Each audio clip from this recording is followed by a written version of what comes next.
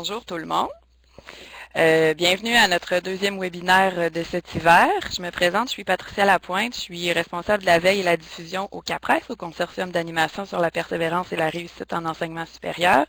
Ça me fait plaisir de vous accueillir aujourd'hui au nom de notre organisme pour ce deuxième webinaire qui porte sur notre grand dossier de l'automne, des pistes pour accroître la réussite et la persévérance en enseignement supérieur. À l'automne 2015, nous avons publié un dossier en plusieurs sections qui abordait différents axes de la réussite, allant des ressources de l'étudiant en passant par les programmes d'études jusqu'aux mesures institutionnelles. Vous avez vu, nous avons publié ce dossier-là en différents chapitres tout au long de l'automne. Et puis cet hiver, on vous invite à une série de 6 webinaires qui portent sur ce dossier-là. On en est à notre deuxième aujourd'hui. On veut vous permettre d'approfondir chacun de ces axes-là, de vous offrir davantage d'informations, d'interactions et de vous permettre des occasions de partage avec des praticiens du milieu et aussi de réseautage, parce que vous voyez les gens qui sont inscrits, si vous voulez aller plus loin ou faire des contacts, des relations avec ces gens-là. Tous nos webinaires sont enregistrés et rendus disponibles environ 2 semaines après leur tenue sur notre site web. Ce matin, nous venons de mettre en ligne le webinaire du 1er février dernier qui lançait la série, donc vous pourrez aller écouter l'enregistrement. On vous invite à le visionner avec vos équipes, avec vos collègues, à aller chercher le maximum d'informations possibles de ces webinaires-là, le but étant d'offrir une grande mobilisation des connaissances en enseignement supérieur.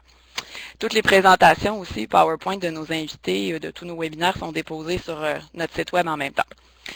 Avant de vous présenter le thème d'aujourd'hui et de vous présenter nos panélistes, je vous rappelle quelques informations techniques pour votre participation au webinaire. Nous utilisons une webcam pour faire nos présentations, donc vous allez nous voir tout au long du webinaire. Pour ce qui est du micro, si vous avez l'équipement nécessaire, que vous voulez nous poser une question en direct à un de nos panélistes, on vous demande de sélectionner en haut de votre écran le petit bonhomme à la main levée pour demander la parole et on va vous accorder le droit de parole. On va vous inviter à poser votre question aux panélistes de votre choix. Une fois qu'on vous donne la parole, on vous demande d'activer votre microphone. Dans le haut de la bande noire en haut, vous avez un petit micro. Donc, il suffit juste de cliquer dessus pour qu'il devienne vert. Comme ça, il est activé. Et vous pouvez poser votre question. On vous demande de vous présenter rapidement, juste vous identifier ce que vous faites dans votre milieu, quel est votre milieu de pratique. Posez votre question. Et ensuite, quand ce sera terminé, on vous demande de recliquer sur le petit micro pour fermer le son, pour s'assurer qu'on n'entende pas les bruits ambiants.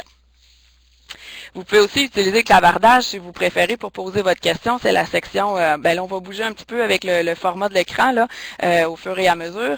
Présentement, on vous a mis un petit questionnaire parce qu'on aimerait savoir qui vous êtes, d'où vous venez, quelle est votre pratique. On va le laisser là juste quelques minutes encore, mais par la suite, vous allez voir, il va y avoir un plus grand espace pour inscrire vos questions. Donc, si vous n'avez pas le micro, vous n'avez pas envie de prendre la parole, vous pourrez toujours inscrire vos questions dans le clavardage. Nous, on est là pour les lire et les adresser à la bonne personne. Oui, des dernières choses pour des problèmes techniques en cours de route, si vous perdez la connexion, vous avez de la difficulté à nous entendre, à écrire quoi que ce soit, vous pouvez rejoindre quelqu'un ici au 418-657-4429. On pourra vous inscrire le numéro là, sur la page.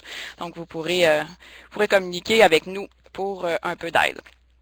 Donc, revenons au thème d'aujourd'hui. Ce deuxième webinaire, il propose un retour rapide sur les 8 ressources clés de l'étudiant dans son cheminement vers la réussite de sa formation qui ont été identifiées dans la section 1 de notre dossier. Comme je vous disais, le dossier avait 5 sections. La semaine dernière, il y a 2 semaines, on a fait le premier webinaire pour lancer la série. Aujourd'hui, on s'attarde plus particulièrement à la section 1 sur les ressources clés de l'étudiant, mais sur une ressource clé en particulier qu'on juge intéressant de vous faire connaître, qui est un concept peut-être nouveau. En tout cas, nous, on l'a trouvé intéressant d'aller un petit peu plus loin que ce qui était dans notre cours document.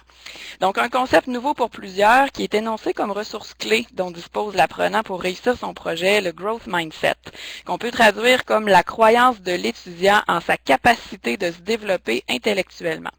Nous avons cru pertinent de vous présenter un webinaire sur ce concept en particulier pour vous permettre de mieux comprendre ce qu'est cet état d'esprit, comment il interagit avec les autres ressources de l'étudiant et ce en quoi il contribue à leur persévérance et à leur réussite.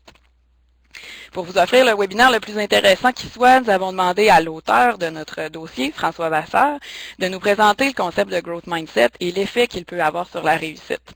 Nous avons aussi fait appel à 3 panélistes pour illustrer l'importance de ce concept dans la pratique, avec des exemples concrets.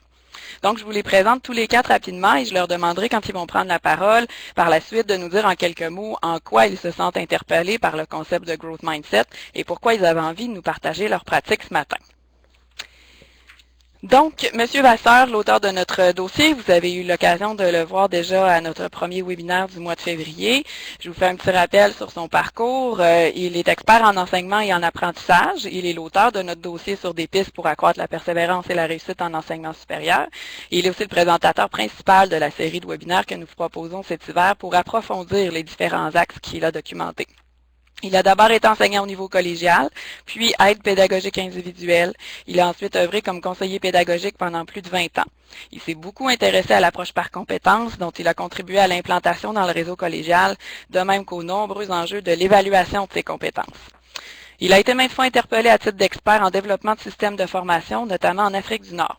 Aujourd'hui retraité, M. Vasseur agit comme consultant auprès de différents acteurs du réseau de l'enseignement supérieur.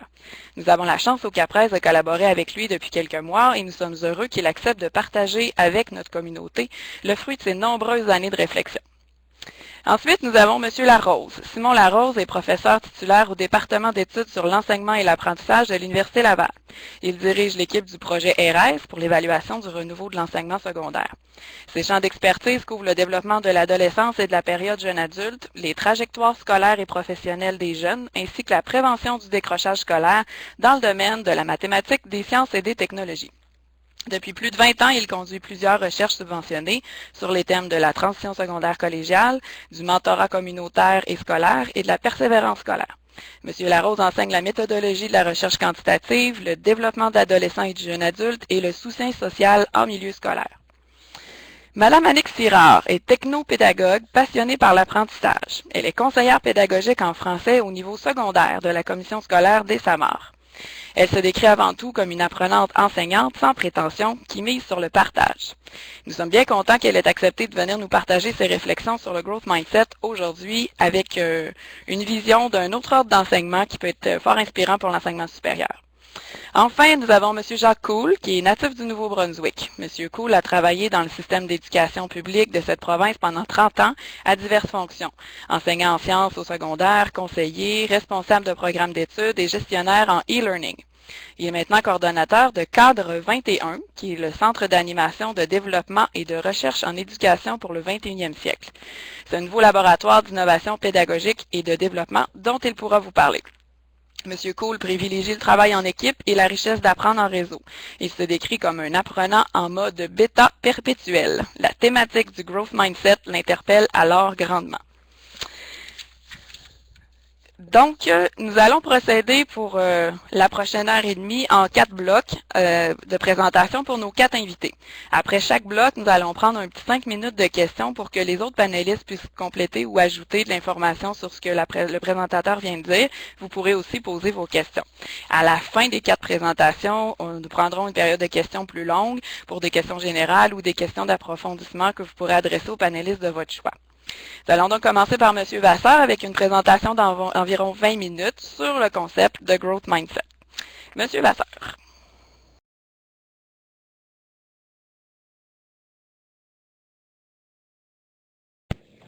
Bonjour.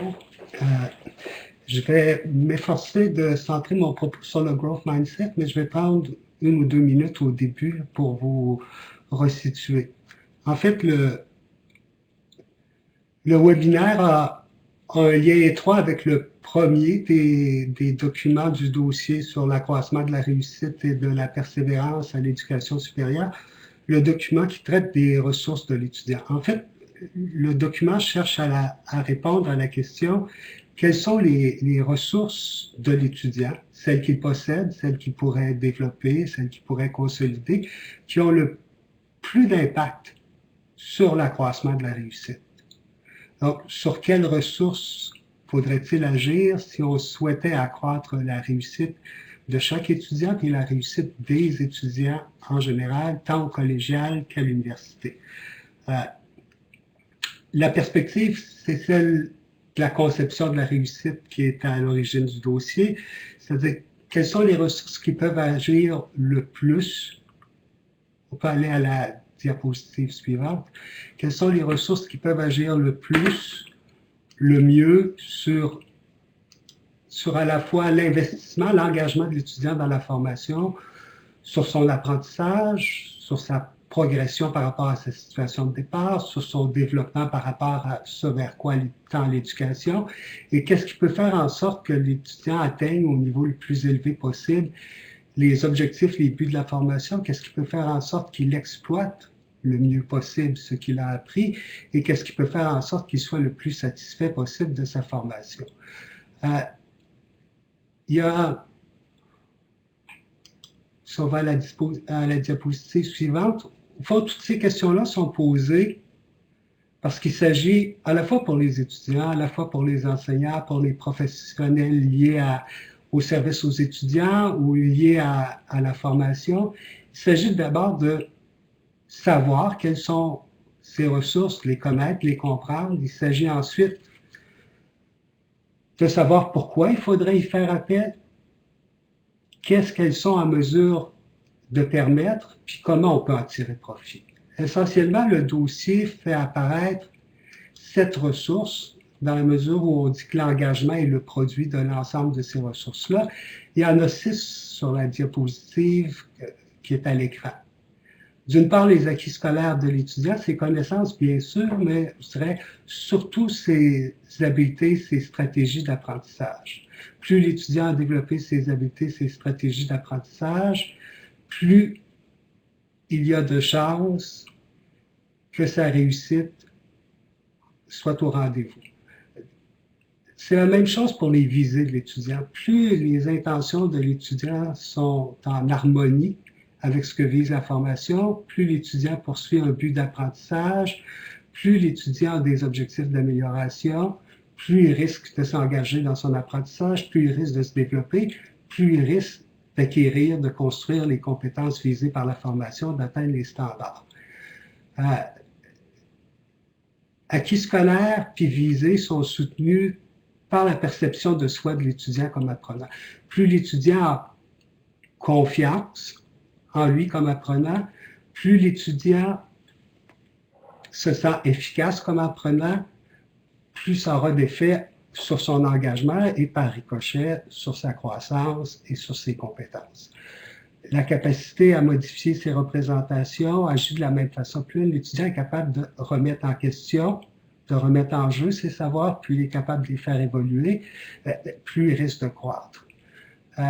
D'autres études de recherche ont mis en relief un certain nombre de traits de personnalité qui ont un impact considérable, qui peuvent avoir un impact considérable sur l'engagement de l'étudiant, sur sa croissance et sur le développement de ses compétences. En particulier, on en a identifié 3 dans le dossier. La force de caractère de l'étudiant, c'est-à-dire à la fois sa détermination et sa ténacité, la maîtrise de soi de l'étudiant et son attitude consciencieuse, son application comme étudiant. Et la dernière compétence, c'est la compétence sociale et émotionnelle, c'est-à-dire la capacité de prendre en charge son apprentissage du point de vue émotionnel et la capacité d'interagir avec les autres pour apprendre. Donc, grosso modo, ce sont 6 ressources dont les études ont démontré, les recherches ont démontré qu'elles ont ou qu'elles peuvent avoir un impact considérable sur la réussite des étudiants et sur l'accroissement de ces réussites-là. La 7e ressource, c'est le growth mindset. Je dirais, il y a 2 façons de voir le growth mindset. On va s'intéresser à la seconde. Le growth mindset peut être considéré comme l'une parmi les ressources auxquelles faire appel pour accroître la réussite. C'est pas tout à fait le point de vue de Mme Dweck, de ses collègues chercheurs et des étudiants collaborateurs à ses recherches à propos du growth mindset. Et ils ont fait, au fil de leurs 40 années de recherche, du growth mindset une espèce de conception inclusive. En gros, là, le growth mindset, c'est la croyance en la capacité de développer son intelligence. Et ce que Mme Dweck et ses collaborateurs ont fait apparaître durant leur recherche, c'est que cette croyance-là agit sur à peu près l'ensemble des autres des autres ressources. Ce qu'elle a fait apparaître, c'est qu'au fond, le growth mindset est un concept inclusif dans lequel on va retrouver les autres ressources. Et c'est un peu ce que je vais essayer de mettre en lumière là, en traçant les grandes lignes, à la fois des conclusions de Mme Dweck et de son équipe, et par ailleurs, à la fois aussi les caractéristiques du growth mindset et de ses effets. Vous voyez là une citation de Mme Dweck qui dit, grosso modo, Mme Dweck est une psychologue, elle enseigne à l'université depuis une trentaine d'années, essentiellement toujours autour des conceptions de l'apprentissage et de l'apprentissage lui-même. Ce qu'elle dit, c'est que cette conception de l'apprentissage de l'intelligence, qui consiste à dire que l'intelligence peut croître, peut avoir un impact considérable sur la réussite des étudiants. Son modèle là, que j'ai représenté par un escalier est à peu près celui-ci. Il va servir à éclairer les principaux éléments de notre propos. Les étudiants qui croient que les capacités se développent, les étudiants qui croient que le succès provient d'une démarche de progression, d'amélioration, c'est ce qu'elle appelle le growth mindset. Ces étudiants-là poursuivent des visées de maîtrise, c'est-à-dire essentiellement des visées de maîtrise des tâches scolaires et de maîtrise des objets de formation. Ce sont des visées à long terme par rapport à des buts de performance qui sont, du point de vue de Mme Dweck, des objectifs à plus court terme. Ces étudiants-là veulent bien sûr réussir, mais savent que pour réussir, ils vont devoir s'améliorer. Donc, c'est dans ces visées-là qu'ils s'inscrivent. Ce que Mme Dweck a fait apparaître, c'est que ça a une influence sur l'état d'esprit des étudiants. En fait, Mme Dweck va plus loin, là, elle applique ces conceptions-là dans toutes sortes de domaines, par exemple la gestion d'entreprise, la pratique de sport à un haut niveau, au niveau professionnel, les relations interpersonnelles. Mais si on se limite au domaine scolaire, ce qu'elle dit, c'est quand on a cette croyance-là, quand on poursuit ces visées-là, on est lucide par rapport à notre situation actuelle. On sait ce qu'on possède comme capacité, comme habilité, et on sait où se situent nos lacunes. Ce qui nous distingue, c'est qu'on est déterminé à relever les défis, à surmonter les difficultés qui parsèment notre parcours d'apprentissage et qu'on est convaincu qu'on a le potentiel d'y parvenir. Ça va se traduire par des comportements qu'a étudié Mme Dweck, travailler fort, donc accroître ou maintenir ses efforts, s'appliquer. S'appliquer, c'est à la fois planifier son apprentissage, c'est à la fois chercher à adopter les démarches, les stratégies les plus efficaces. S'appliquer, ça conduit aussi à s'efforcer de contrôler son apprentissage, à se questionner sur ce qu'on fait, comment on le fait, ce que ça donne.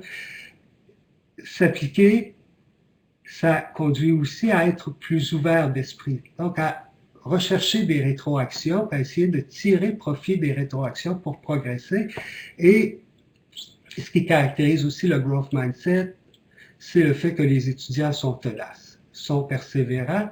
Et ce que Mme Dweck affirme, c'est que cette dynamique-là conduit les étudiants qui adoptent le growth mindset à progresser davantage, à se développer davantage et à réussir mieux et davantage que les étudiants qui adoptent une conception plus fixiste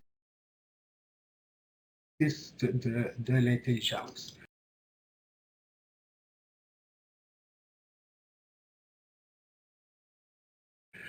Donc, grosso modo, ce qu'elle a étudié, Mme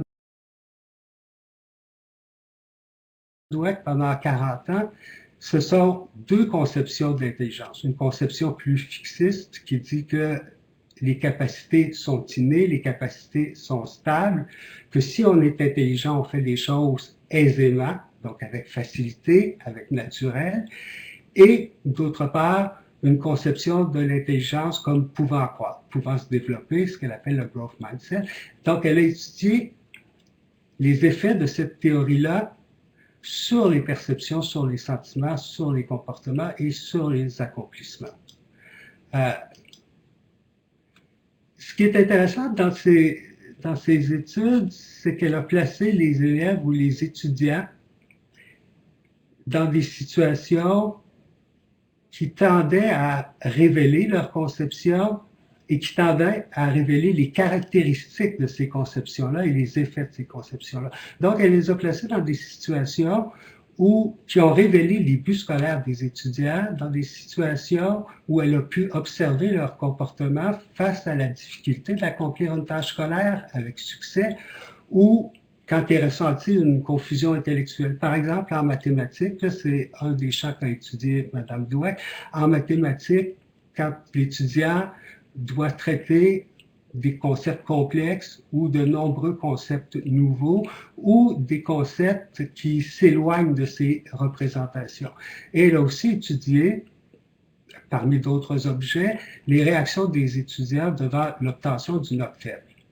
Dans tous les cas, dans l'objectif de voir comment la conception de l'intelligence va agir sur les attitudes, sur les comportements des étudiants. Les résultats de la première étude que je veux mettre en relief, c'est qu'est-ce qu'elle a découvert sur les buts scolaires, les intentions des étudiants, selon qu'ils ont une conception fixiste de l'intelligence ou une conception développementale.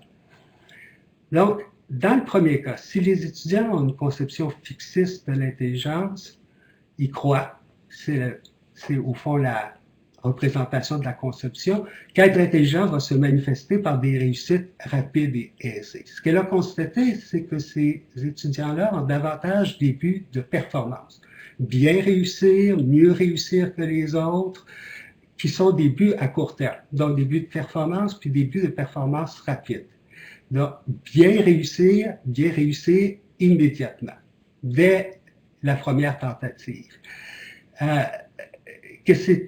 Que ça renvoyait à des intentions de l'ordre de la démonstration de ses capacités, c'est-à-dire montrer aux autres qu'on est intelligent et obtention de jugements favorables à propos de son intelligence. Elle a constaté par ailleurs que les étudiants qui avaient une conception développementale poursuivaient, eux, des buts qui étaient des buts de maîtrise. Donc, des buts d'apprentissage d'une part, et des buts de réussite de l'apprentissage et donc de maîtrise des tâches scolaires, des buts à long terme.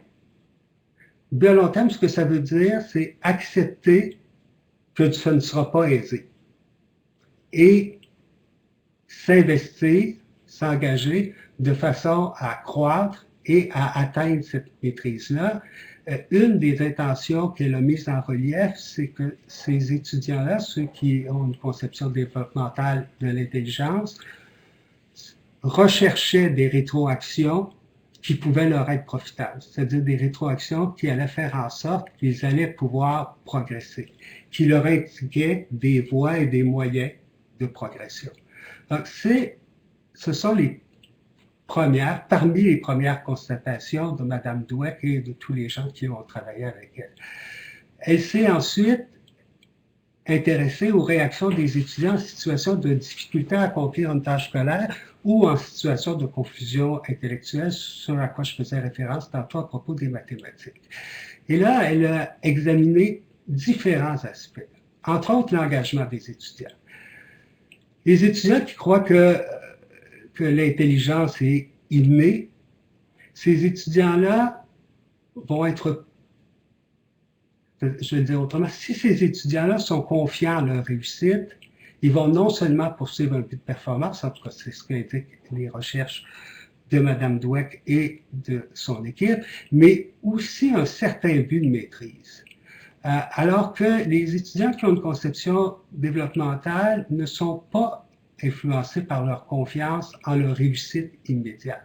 Ce qu'elle dit, c'est au fond, leurs intentions, leur détermination, leur ténacité vont être les mêmes qu'ils pensent réussir du premier coup ou qu'ils pensent devoir croître, progresser, se développer pour réussir. Sous l'angle du traitement des tâches, ce qu'ont observé Mme Douek et son équipe, c'est que dès que les étudiants qui ont une conception fixiste, donc une conception de l'intelligence innée, stable, dès que ces étudiants-là sont confrontés à des difficultés, ils ne savent pas trop comment se débrouiller. Ils vont utiliser de façon fréquente, de façon marquée, rapidement, des stratégies qui sont inefficaces et vont se manifester toutes sortes de pensées négatives à propos de leur intelligence ou à propos de leur capacité. Dans la même situation de traitement de tâches difficiles ou de confusion intellectuelle, ce qu'elle observe chez les étudiants qui ont une conception développementale, c'est qu'ils vont tendre à réguler leur démarche. Ils vont soit conserver leur stratégie, soit chercher à découvrir et à mettre en œuvre des stratégies plus sophistiquées ou plus adaptées ou plus efficaces. Et dans tous les cas, leur pensée va demeurer positive. Ils croient toujours à la possibilité de progresser, de croître, de se développer et donc de réussir les tâches ou de surmonter la confusion intellectuelle. Ce que ça produit, l'affrontement de ces tâches difficiles ou la confusion intellectuelle, chez les étudiants qui ont une conception fixiste, ça va produire des doutes au sujet de leur capacité, un sentiment d'impuissance, alors que chez les étudiants qui ont une conception développementale, ça va susciter la motivation à relever les défis, une certaine appréciation des défis, c'est un aspect sur lequel insiste beaucoup Mme Dweck, et des objectifs spécifiques d'amélioration et de succès. Ce qu'elle a constaté aussi, puis ça peut paraître assez étonnant, c'est que, à compétences égales au point de départ, les étudiants qui ont une conception fixiste vont réussir plus faiblement les tâches ou vont acquérir, maîtriser les concepts plus difficiles, plus complexes, dans une proportion moindre au premier essai que les étudiants qui ont une conception développementale et que dans le cas des premiers, ceux qui ont une conception fixiste, il y aura peu d'amélioration au fil du temps, alors que chez les étudiants qui ont une conception développementale, ils seront plus nombreux à réussir la tâche ou à comprendre les concepts au terme d'une démarche.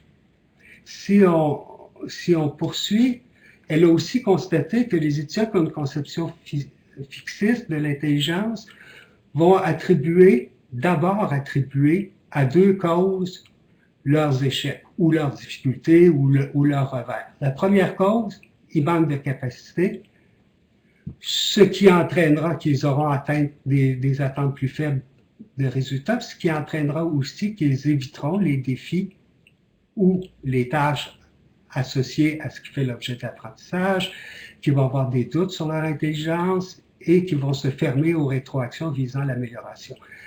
Chez les étudiants qui ont une conception développementale, ce qu'elle a constaté, c'est qu'ils vont attribuer d'abord leurs difficultés au manque d'efforts ou à l'inefficacité des efforts, et ensuite à la difficulté de la tâche, mais pas à la différence des étudiants qui ont une conception fixiste, pas pour protéger leur image d'eux-mêmes, leur estime de soi, mais pour dire la tâche est difficile, donc je vais devoir progresser si je veux atteindre le succès. Et ça aura pour conséquence des comportements de persévérance, de maintien ou d'augmentation des efforts, d'engagement dans la pratique, c'est-à-dire qu'on va essayer à plusieurs reprises de réussir la tâche, et des comportements aussi qui sont des comportements d'amélioration des méthodes, des stratégies, de façon à maîtriser les objets d'apprentissage et à réussir les tâches.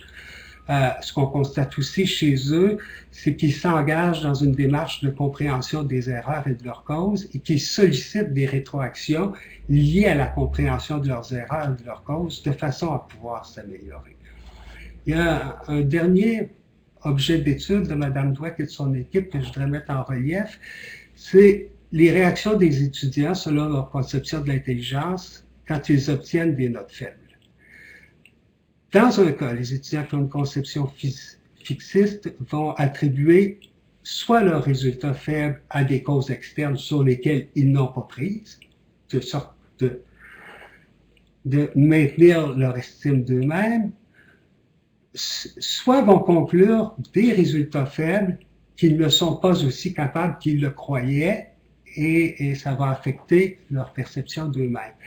Ce qu'elle a constaté, c'est que dans le cas de ces étudiants-là, il y avait un plus grand désintérêt, un plus grand laisser-aller quant à la suite de l'apprentissage, puis ils avaient des réactions défensives d'évitement, des tâches qui ont conduit à ces notes faibles, ou qui choisissaient plutôt de s'investir, de s'engager dans la réalisation de tâches qu'ils réussissent bien.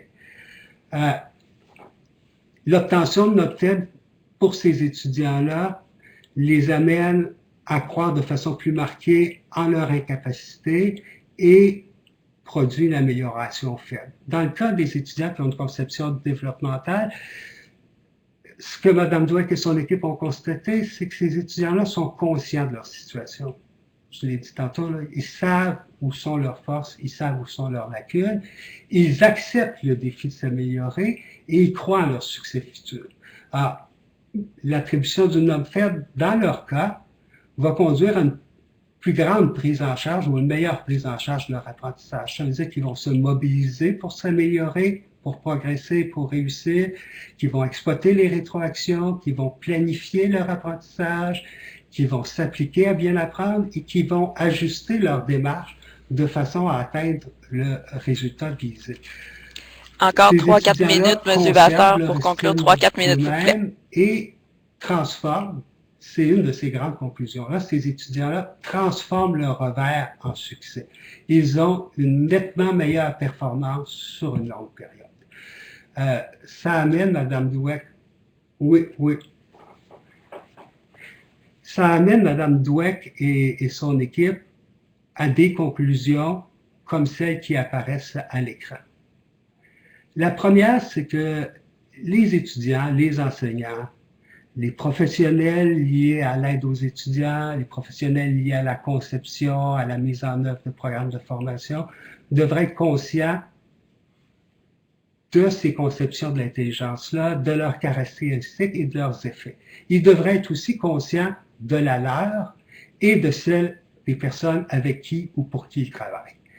Sa deuxième conclusion, c'est que il faudrait former les enseignants et les étudiants à l'apprentissage et au fonctionnement du cerveau. Sa troisième, c'est qu'enseigner une conception développementale de l'intelligence va agir sur la conception des étudiants, va amener des étudiants à modifier leur conception. J'ouvre une parenthèse rapide pour dire là, que si Mme Dweck oppose deux conceptions, dans la réalité, là, les choses sont plus nuancées que ça. Selon les situations, selon les domaines de formation, selon les disciplines de formation, les étudiants vont adopter davantage une conception que l'autre et ce sont des comportements qui peuvent varier.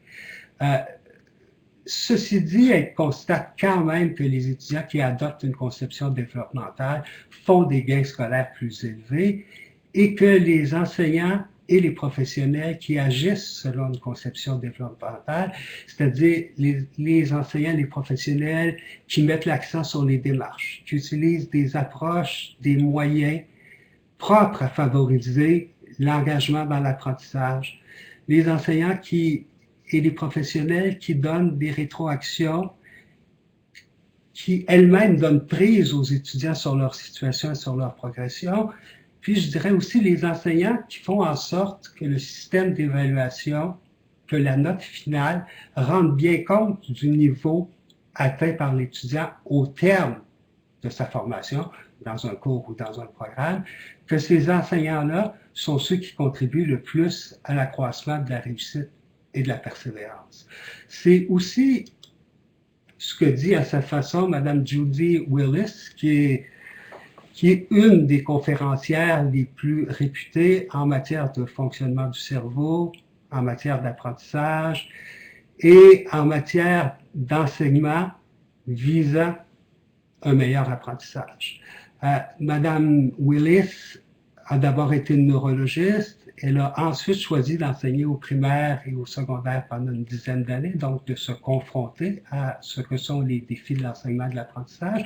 Puis elle est arrivée à la conclusion que connaître, comprendre le fonctionnement du cerveau, tant pour les étudiants que pour les enseignants. Et dans le cas des enseignants, appliquer ce qu'on a appris à son enseignement en classe peut faire en sorte que les étudiants accroissent leur réussite puis atteignent leur plein potentiel.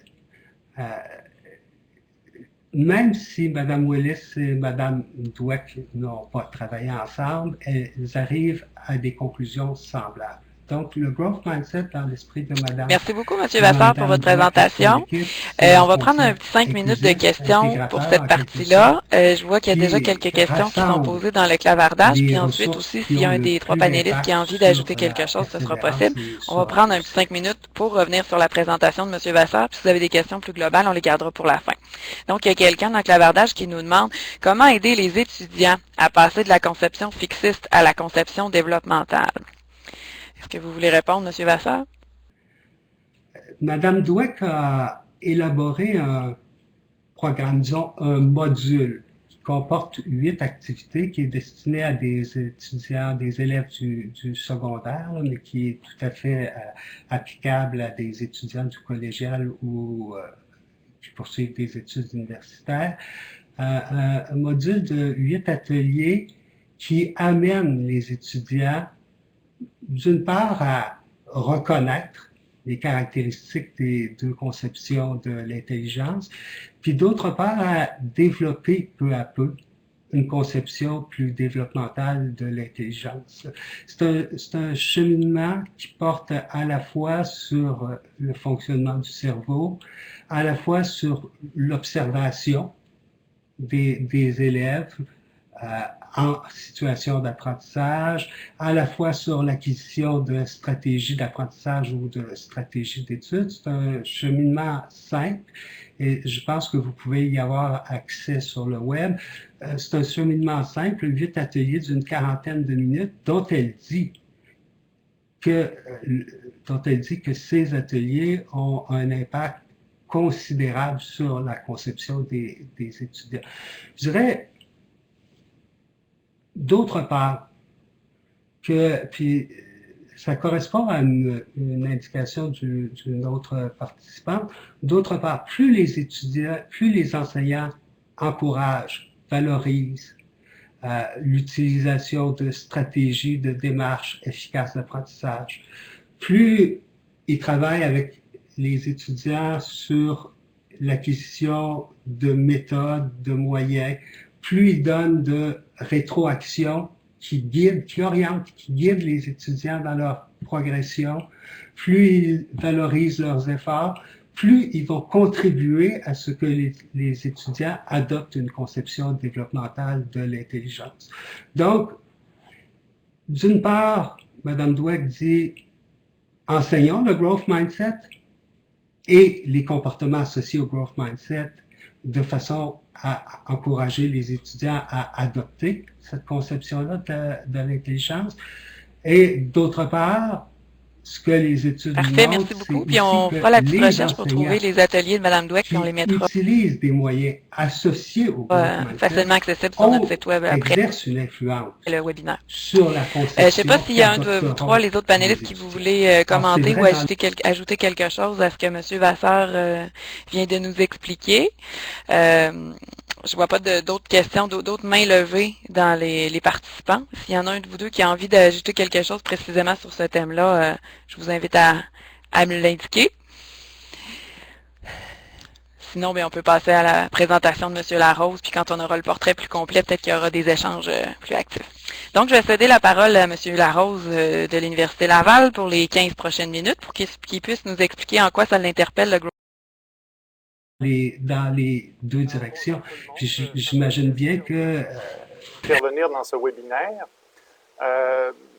D'abord, merci à M. Vasseur, puisqu'il a fait une présentation exemplaire. Je pense qu'il a fait le tour de la question et ça introduit un peu mon propos.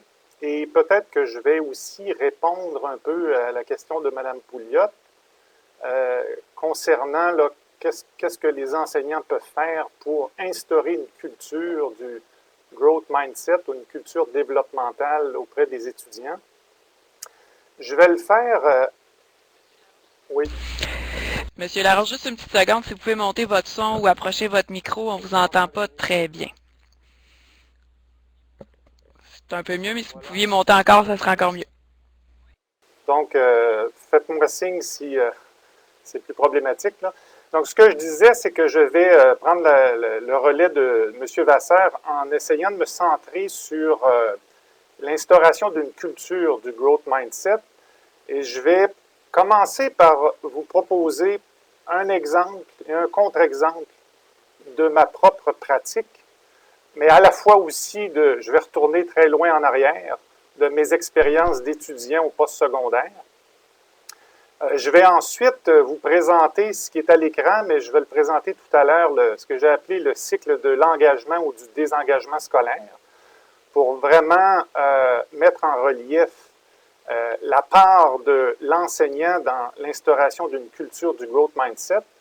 Et je vais terminer avec des applications pratiques, à la fois en classe, mais en dehors du contexte de classe, où on peut instaurer cette culture-là en enseignement postsecondaire. Donc, Bon, Monsieur Larose, il y a encore plein de gens qui me disent que c'est pas assez fort. Si vous pouviez, si vous êtes encore capable de monter votre son, ce serait l'idéal, s'il vous plaît.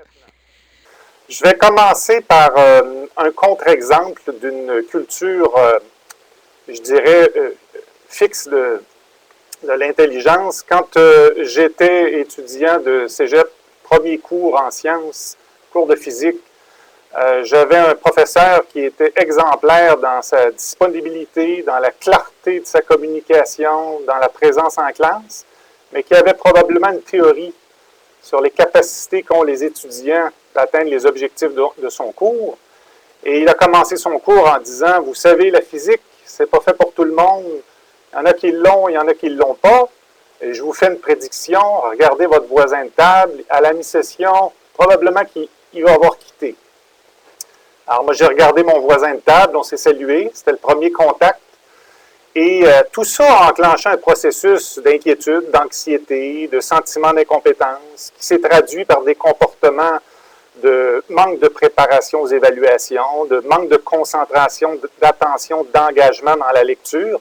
Et finalement, à la mi-session, j'étais celui qui avait quitté.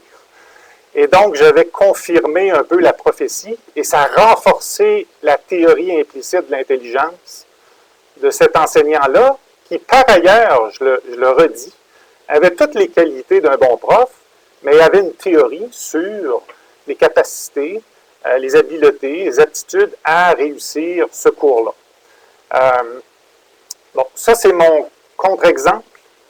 L'exemple qui illustrerait un exemple de culture du growth mindset. J'ai donné il y a quelques années un cours de statistique dans le bac en psychologie et j'avais utilisé un livre qui s'appelait « Les statistiques, une approche nouvelle ». Vous allez comprendre le titre. Le livre commençait par parole d'un étudiant et l'étudiant disait « S'il ne me restait plus qu'une heure à vivre, j'aimerais la passer dans un cours de statistique, 3 petits points, elle me paraîtrait tellement plus longue. » Mais l'idée, c'était d'adresser les inquiétudes des étudiants. Et tout au long du livre, c'est un livre où on faisait appel à la métacognition. On interpellait l'étudiant. On lui disait, voici la formule de l'écart type, la formule du test T. Vous ne la comprenez pas du premier coup, c'est normal. Il y a 85% des étudiants qui ne la saisissent pas du premier coup. On va revenir là-dessus, ne vous en faites pas. Et donc, on défaisait un petit peu les théories implicites de l'intelligence qui vont dire que c'est noir et blanc, que c'est fixe ou que c'est développemental et qu'il y a une place à la croissance, à l'apprentissage. Et tout au long de ce livre-là, on utilisait la métacognition à travers l'enseignement de la mathématique, de la statistique, pour diminuer cet inconfort-là chez l'étudiant. Donc, je présente ces deux exemples-là pour dire que le growth mindset de l'étudiant, ça naît quelque part.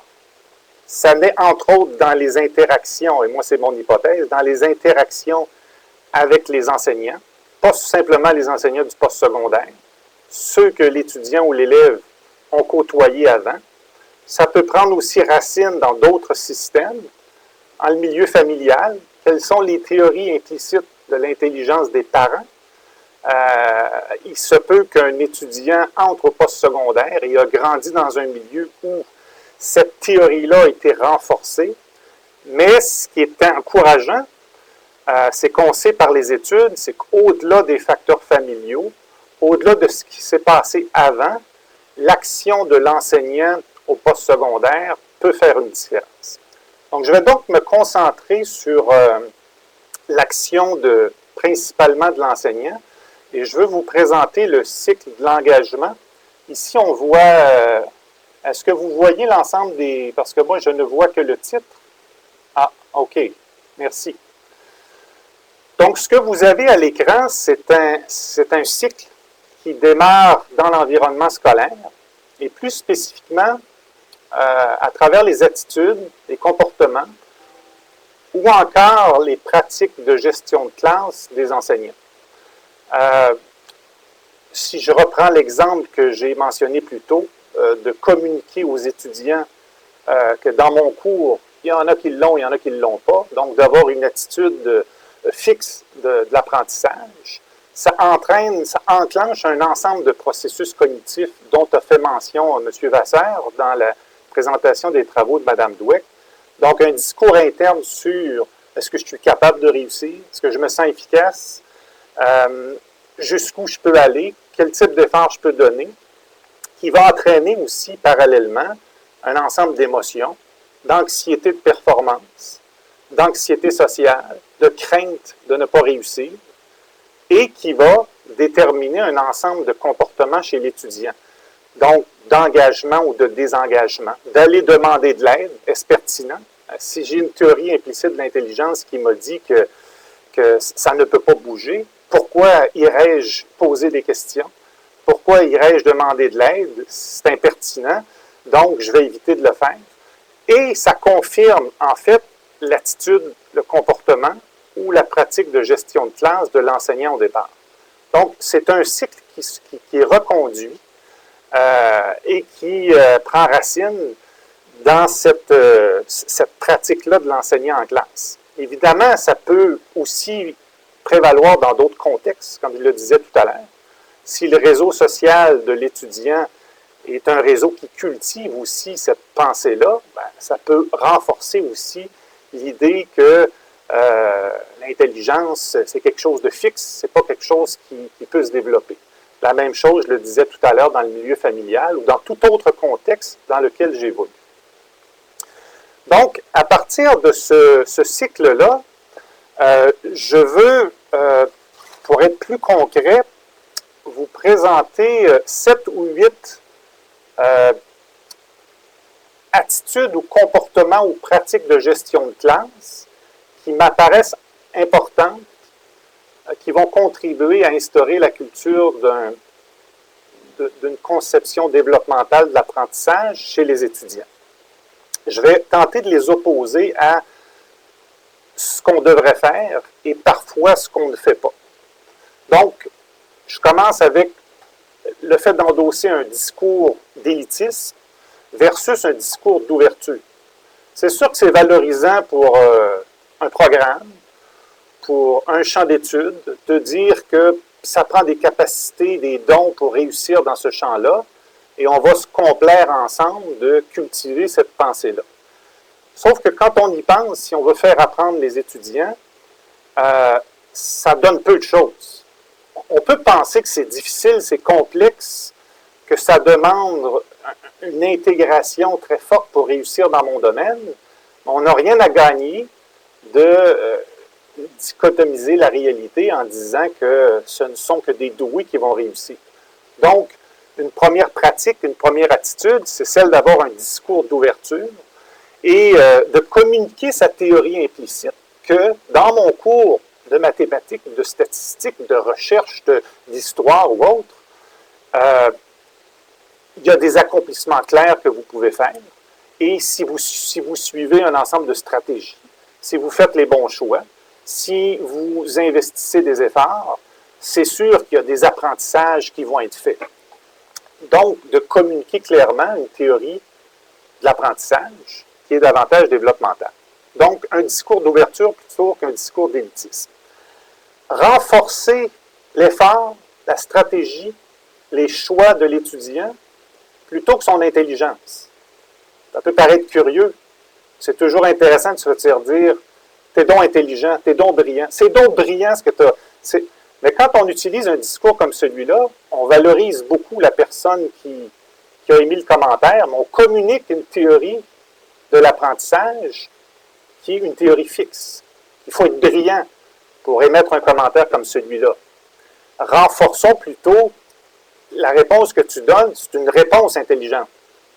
Et non pas, vous comprenez, là, au lieu de mettre la responsabilité sur l'étudiant, on met en relief la qualité du processus, la qualité de la stratégie, la qualité des choix, la qualité de l'effort. Et c'est ça qui contribue à la culture d'un growth mindset dans un contexte d'interaction maître-étudiant.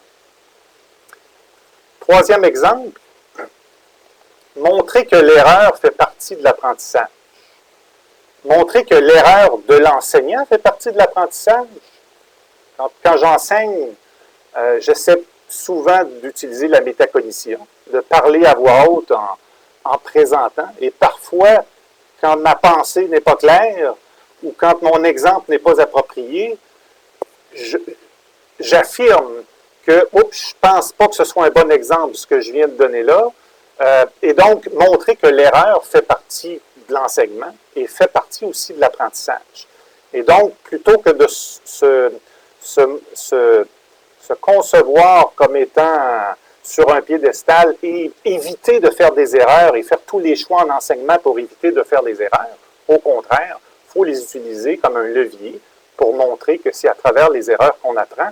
Et ça contribue, à mon sens, à cultiver un growth mindset dans une salle de classe. Communiquer les acquis des étudiants que par des évaluations formelles et finales, ça peut être problématique. On recommande souvent, par exemple, d'utiliser des pré-tests, post-tests lorsqu'on aborde une unité d'apprentissage pour démontrer aux étudiants qu'ils apprennent. Donc, vous aviez peu de connaissances sur des notions en histoire de la civilisation. Après 3 cours, je fais un pré-test avant ce cours-là. Après 3 cours, je fais un post-test. Je vous démontre que vous avez appris à travers cette petite formule-là. Ici, on ne parle pas nécessairement d'évaluation formative, là, c'est pas obligé d'être noté. C'est simplement pour utiliser un moyen d'illustrer qu'il y a des gains en apprentissage qui ont été faits et donc que ce n'est pas immuable. Autre exemple qui nous permet d'instaurer une culture de growth mindset dans nos classes. On est à l'époque des communications électroniques par courriel. À l'université, mon monde, je sais que quand j'étais prof de cégep, j'avais une feuille où les étudiants devaient indiquer leur demande pour venir me voir au bureau. À l'université, il n'y a presque plus d'étudiants qui cognent aux portes. Tout se fait par courriel. Mais le courriel est un lieu aussi pour cultiver un growth mindset. Trop souvent, on va utiliser le courriel pour instaurer les règles, les normes, ce qu'on attend, et on l'utilise moins pour cultiver les attitudes, cultiver l'utilisation de stratégies, l'effort, et on peut le faire dans le courriel. Par exemple, d'envoyer aux étudiants en début de session que dans ce cours-ci, il y a des notions qui seront plus difficiles, mais sachez qu'avec l'effort, qu'avec de bonnes stratégies, qu'avec un recours régulier à l'aide des autres, vous pourrez atteindre les objectifs de ce cours. Communiquer aussi des éléments pour renforcer le sentiment de compétence et de confiance des étudiants. Donc, l'idée de base, c'est de ne pas simplement voir les échanges courriels comme des lieux de communication des normes, de travaux, d'évaluation, mais aussi comme un lieu où on peut cultiver cet état d'esprit-là. Surtout aussi quand les étudiants nous écrivent et on a à leur répondre. Donc, ça peut être un moment opportun il faut toujours se mettre à la place des étudiants qui reçoivent un courriel d'un enseignant, qui pour eux, c'est comme un petit peu la référence, le modèle. Et donc, le contenu du courriel, il ne faut pas le négliger, c'est important. La même chose dans les évaluations. Je dis souvent à mes étudiants, quand vous corrigez un travail, vous mettez des notes pour commenter le travail. Réfléchissons aux notes qu'on met, à la teneur, au contenu, à ce qu'on dit, comment on le dit, et parfois intégrons peut-être des notions de growth mindset à travers les commentaires qu'on va donner. Autre exemple, je pense que M. Vasseur en a parlé. Faisons une démonstration claire que le cerveau est malléable, que ça se change, ça se modifie au gré des apprentissages, que ce soit à court terme ou à long terme. Je pense que Patricia, on a mis une vidéo disponible qui illustre les modifications neuronales dans le cerveau au fil de courts apprentissages. J'invite les participants, pas maintenant, mais j'invite les participants, quand ils auront du temps, à consulter cette petite vidéo-là. C'est une belle illustration qui montre que à travers des apprentissages, il y a plein de choses qui se passent dans notre cerveau et que c'est pas vrai que ça demeure fixe et que ça ne peut pas changer. On va mettre la référence sur notre site. On va mettre la référence après. OK. Autre exemple. Planifier une gradation dans l'évaluation des apprentissages. De dire des exemples que je fais dans un travail que je demande à mes étudiants en méthode de recherche. Le travail final, ils doivent critiquer un article scientifique et appliquer l'ensemble des notions vues en classe sur la méthodologie de la recherche quantitative à une analyse critique d'un article scientifique que je choisis, dont je connais le contenu. Et je l'ai fait souvent. J'ai demandé aux étudiants, ils avaient jusqu'à la possibilité de me remettre le travail 3 fois. Alors, les 2 premières fois, on peut appeler ça de l'évaluation formative, mais je ne mettais pas de notes. Je lisais le travail et là, je revenais sur telle question que j'avais posée et je situais l'atteinte de l'objectif par rapport à cette question-là. Vous êtes loin de l'objectif, vous êtes près de l'objectif. Donc, de ne pas voir la note comme étant « je suis bon, je ne suis pas bon », mais de voir ça comme une gradation d'apprentissage qui va permettre d'atteindre un objectif. Et ça revient à ce que M. Vasseur disait, de cultiver des buts de maîtrise. C'est un petit peu ça, de voir que j'apprends et que quand j'apprends, ça se traduit par une gradation dans une note et que cette note-là, je pourrais, à la limite, atteindre le 100% si j'ai rencontré l'ensemble des étapes qui m'amènent à la note parfaite. Donc, c'est un autre exemple de ce qui peut être utilisé pour instaurer une culture du growth mindset. Je vais Encore 3 minutes, s'il vous plaît. C'est parfait. Donc, je veux juste conclure pour dire que je me suis centré sur l'expérience en classe ou l'expérience maître-étudiant, enseignant-étudiant, mais qu'il y a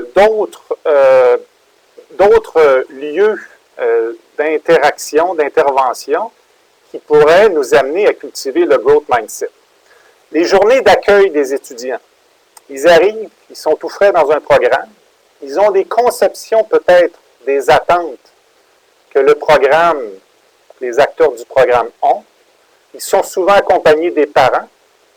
Je pense que c'est un lieu pour les directions d'études, par exemple, pour les gens qui vont parler aux jeunes et aux parents des programmes dans lesquels ils vont cheminer, d'instaurer cette culture du growth mindset en disant que tout est possible dans la mesure où on cultive les stratégies, les efforts, la persévérance.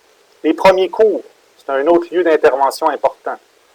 Le premier cours, il y a un ancrage qui peut se faire rapidement et je pense que ce que M. Vasseur a mis en évidence, ce que moi j'ai tenté d'illustrer, de l'appliquer lors des premiers cours, ça peut être un moment charnière dans le cheminement de l'étudiant.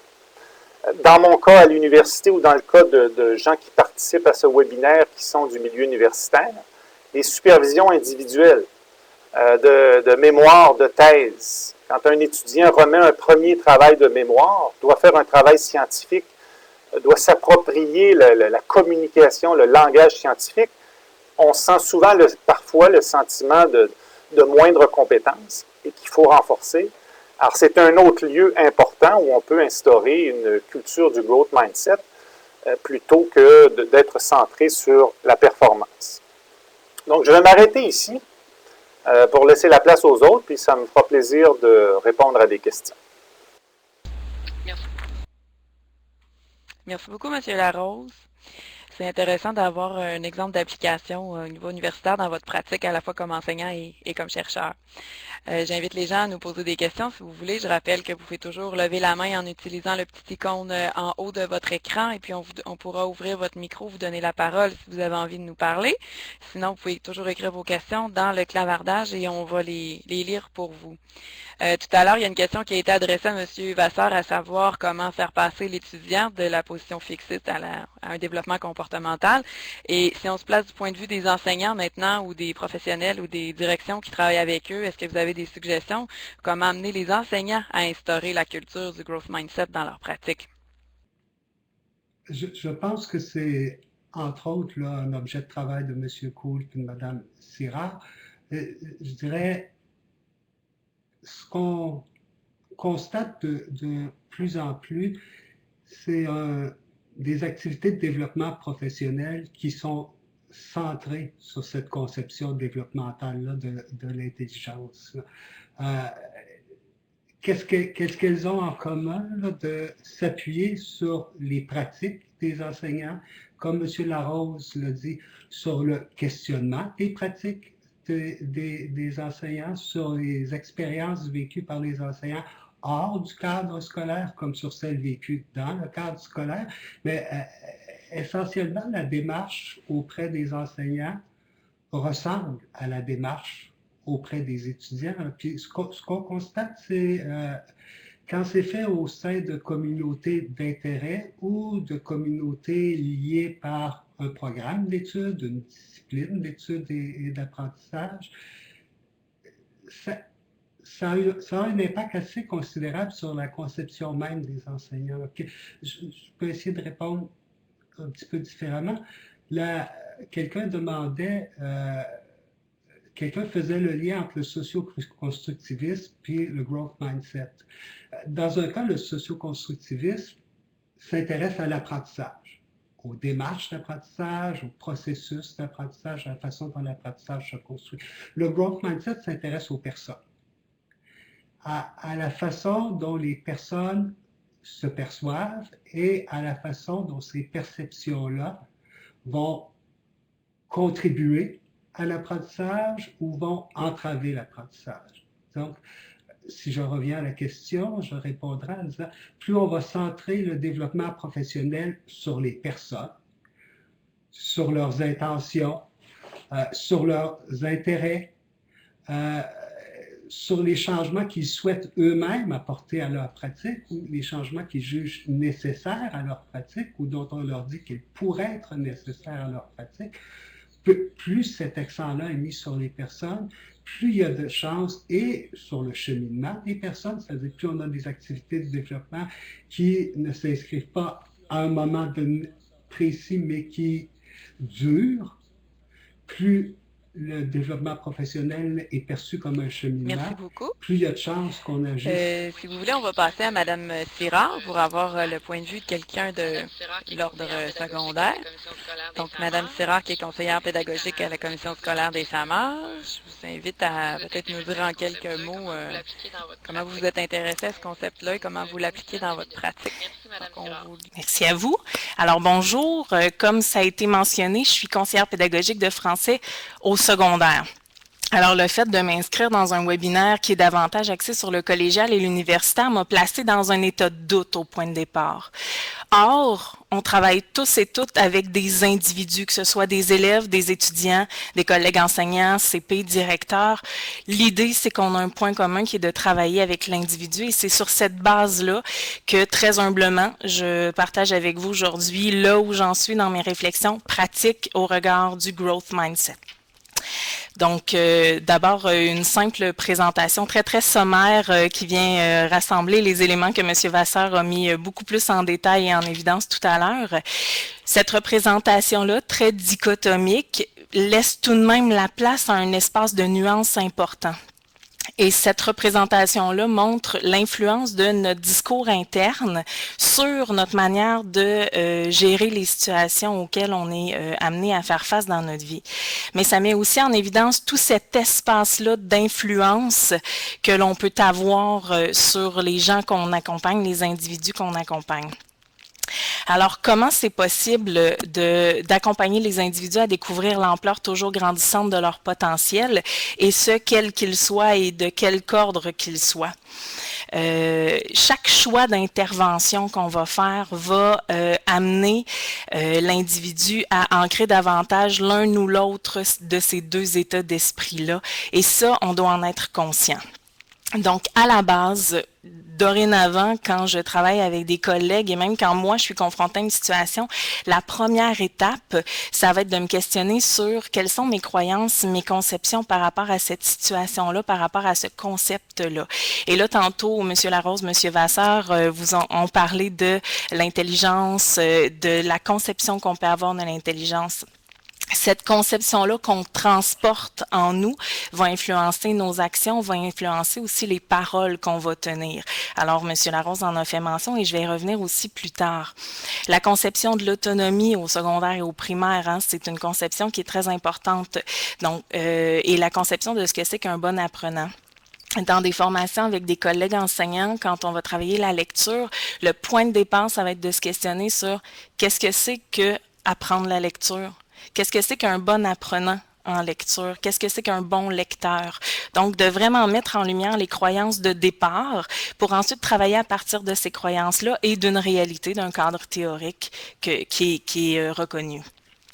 Au travers de tout ça, l'idée, c'est de voir chaque individu. Ici, j'ai écrit élève, mais ça pourrait être très bien remplacé par chaque individu dans une optique capacitaire, que chacun est capable de développer son potentiel. Si on a cette perception-là de départ, nécessairement, nos actions vont nous amener vers le développement d'un état d'esprit évolutif, un growth mindset. L'individu est le seul qui puisse apprendre ou qui puisse changer. Personne ne peut le faire à sa place. Donc, il faut vraiment centrer nos interventions sur l'individu. Et tenter d'essayer de convaincre quelqu'un qu'il est capable a plus ou moins d'incidence sur sa perception de sa capacité à lui-même. L'autre élément qui fait partie du quotidien sur lequel on peut intervenir, c'est la planification et l'évaluation. Monsieur Larose en a parlé tout à l'heure. J'ai ici une image qui montre d'abord une vision très linéaire de l'enseignement-apprentissage avec le fanion au bout qui nous montre l'évaluation finale. Donc, tout ça est très, très rectiligne, sans aucune anicroche et c'est un peu comme ça qu'on va se représenter la possibilité d'apprendre et d'additionner des nouvelles connaissances dans notre bagage. Donc, tout se passe bien, ça devrait se faire selon la recette qui nous a été montrée et à la fin, on évalue qui est capable, qui n'est pas capable. C'est très dichotomique. Quand on regarde en bas l'itinéraire qui est un petit peu plus escarpé, ben, on se rend compte que la personne qui est au point de départ doit se rendre au point d'arrivée. Et quand on fait une bonne phase de préparation au moment où on s'apprête à enseigner un nouveau concept, ça nous permet de mettre en évidence l'objectif qui est poursuivi, de mettre en évidence quel est le point de départ. Donc, qu'est-ce qu'on a comme acquis quand on commence à entreprendre cette aventure-là, mais aussi de prendre le temps au point de départ, d'envisager les obstacles possibles et de les voir comme étant normaux dans le développement de ce nouvel apprentissage-là. Et de se dire, OK, quelle piste de solution on a déjà en main pour faire face à ces obstacles-là qui pourraient potentiellement survenir. Donc, on place déjà l'élève ou l'apprenant en situation de se dire que c'est normal s'il survient des trucs imprévus. Et en cours de route, on a parlé d'évaluation formative. Tout à l'heure, on va aussi utiliser l'appellation évaluation d'aide à l'apprentissage. Ces fanions-là, ici, en cours de parcours, je ne sais pas si vous percevez sur les buts, les tout petits fanions, sont des signes d'un temps d'arrêt. Un temps d'arrêt qui va nous permettre de regarder le chemin fait, donc l'apprentissage qui jusqu'à maintenant a été fait, un peu comme ce que M. Larose nommait tout à l'heure quand il inscrivait sur les copies de ses étudiants, tu es rendu à tel endroit par rapport à l'objectif qu'on s'est fixé et que tu poursuis. Et Carole Dweck, M. Cool l'a écrit dans la chaîne de conversation, utilise l'appellation « not yet » pour montrer à l'élève qu'il n'est pas encore rendu, mais qu'il est en chemin, il est donc en progression. Et si on fait un lien avec John Hattie dans tout ça, ben John Hattie va utiliser l'appellation visible learning, rendre l'apprentissage visible tant aux yeux de l'élève, de l'apprenant, de l'étudiant, qu'aux yeux de l'enseignant. Et après avoir fait tout ce chemin-là, l'élément essentiel pour favoriser un état d'esprit en perpétuel développement, c'est la phase d'intégration, où on va montrer à l'élève, où on va amener l'élève à voir que le succès n'est pas seulement ce qu'il voit, c'est-à-dire la note qu'on lui donne ou le commentaire qui est écrit en haut de sa feuille, c'est tout ce qu'il y a dessous. Alors, la diapositive ici est en anglais, mais vous percevez bien l'idée de creuser, forer. Qu'est-ce qui fait en sorte qu'on est parvenu à atteindre ce succès-là? Qu'est-ce qu'on a déployé comme stratégie qui nous a permis de faire ce chemin-là? Qu'est-ce qu'on ferait différemment si on avait à refaire cette route-là? Et comment on peut utiliser ce qu'on a acquis dans ce succès-là, dans cette démarche-là, pour faire face à une autre situation? Donc, d'amener au conscient ces éléments-là qui sont sous-jacents au succès, ça participe à permettre à développer un état d'esprit évolutif. On a parlé de rétroaction tout à l'heure, je reviens très rapidement. Effectivement, il y a deux types de rétroaction et c'est très documenté et de plus en plus. Une rétroaction qui va être axée sur l'être, sur l'individu, qui va ressembler davantage à des louanges où on va utiliser l'auxiliaire être, entre autres. C'est beau, t'es bon. Wow, t'es intelligent. Et là, l'élève ne saura jamais, ou l'apprenant ne saura jamais qu'est-ce qui fait en sorte qu'on considère à ce moment-là qu'il est intelligent. Donc, ça va être vraiment sur son être, sur sa qualité d'individu que ça va être basé. Et on va faire des rétroactions donc qui sont non spécifiques. Ceux-là peuvent être dommageables. Je dis peuvent, mais la recherche montre que c'est dommageable, même à long terme, et ça depuis le milieu familial. Tandis que de l'autre côté, on va trouver la rétroaction qui est axée sur le processus, qui est donc plus spécifique. Monsieur Larose en parlait tout à l'heure. Alors, quand tu as rencontré une difficulté, tu as été capable de faire telle action, ce qui t'a permis de réaliser tel autre élément. Qu'est-ce que tu pourrais faire maintenant? Je remets du contrôle entre les mains de l'élève. Je lui montre que c'est lui qui est en train de se dessiner son trajet vers l'apprentissage. Il y a un élément qu'on intègre de plus en plus dans notre pratique en tant que CP, c'est la pratique réflexive, mais je vous dis que c'est en tant que CP entre nous, mais ça peut aussi être entre enseignants ou entre élèves. La pratique réflexive, ça amène les gens à mettre en relation deux façons de faire ou plusieurs façons de faire et à les regarder d'un œil critique. Quelles sont les similitudes et les différences entre ces deux stratégies-là? Entre ces deux pratiques-là. Quelles sont les forces, quelles sont les limites de l'une et l'autre et quels sont les éléments qui peuvent être transférés d'un contexte à un autre, toujours dans le but de bonifier la pratique. Quand on se met à se questionner, c'est une image très, très connue là, où on expose que la zone de confort, c'est quand on sait, quand on est en contrôle, quand on est des spécialistes, des experts. C'est la zone qui est confortable. Quand on se met à se questionner, à remettre en question notre pratique, à analyser la situation, c'est là où tout devient possible parce que là, on se permet d'expérimenter des choses nouvelles.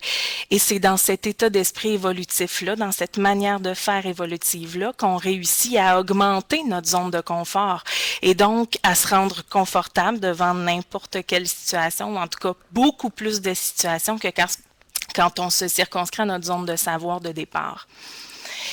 Évidemment, pour accompagner toutes ces procédures-là, il y a des outils intellectuels qui sont nécessaires. Monsieur Larose en a parlé tout à l'heure du questionnement métacognitif, qui est axé sur 6 sphères. Souvent, on va axer le questionnement sur la tâche, sur les stratégies, sur la planification de la réalisation de la tâche, sur sa supervision, sur sa régulation, mais on oublie souvent la sphère de l'individu au regard de la tâche.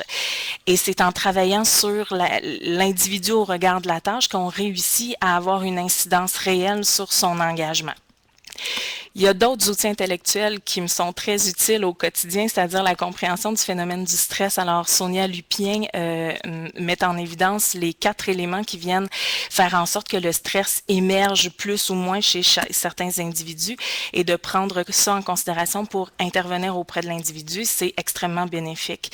L'autre élément, c'est la compréhension de la dynamique motivationnelle. Et à ce sujet-là, bien évidemment, on a Roland Villot, Monique Beaucart, Sandberg Bandura avec le CEP, Pernou qui viennent alimenter notre compréhension de cette dynamique motivationnelle-là. Je considère que ces 3 éléments-là sont des outils intellectuels importants à acquérir pour être capable d'accompagner de plus en plus l'individu à développer son potentiel. Évidemment, tout ça n'est pas rose. Il y a des défis au quotidien. D'abord, l'ouverture à la réflexion. Et ça, ben, on peut travailler sur l'individu nécessairement, mais je me rends compte qu'on est beaucoup à la recherche d'une bonne réponse lorsqu'on pose des questions de réflexion, comme s'il y avait une réflexion qui était bonne. C'est un réflexe qu'on a. Les émotions, on les a nommées tantôt, le réflexe de protection, le discours interne qui est très, très, très ancré, qui souvent est difficile à déraciner. Ce sont des obstacles. Par contre, avec le questionnement, on peut amener les gens à contourner ce qu'ils ont déjà. Avec la prise de conscience de cette situation-là, aussi, on peut les amener à avoir du contrôle sur leur discours interne. La culture de l'enseignement, où l'enseignant sait et transmet, la culture de l'apprentissage qui est linéaire, où tout le monde a le même point de départ, la culture de l'évaluation qui ne sert qu'à sanctionner, ça aussi, c'est à changer.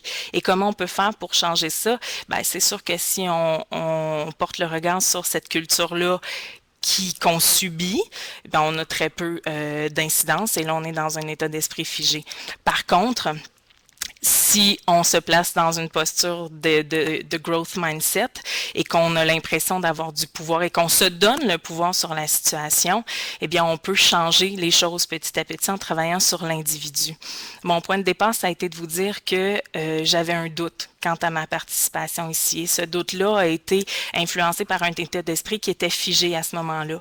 Mais parce que j'ai pris conscience de la situation et parce que j'ai les outils intellectuels pour y réfléchir, je me suis rendu compte que j'étais guidée par un état d'esprit figé et que si je me plaçais dans un état d'esprit en perpétuel développement, ben que j'allais essayer, j'allais tenter, j'allais réfléchir, j'allais partager avec vous et j'allais donc profiter d'une rétroaction qui pourrait m'être formulée.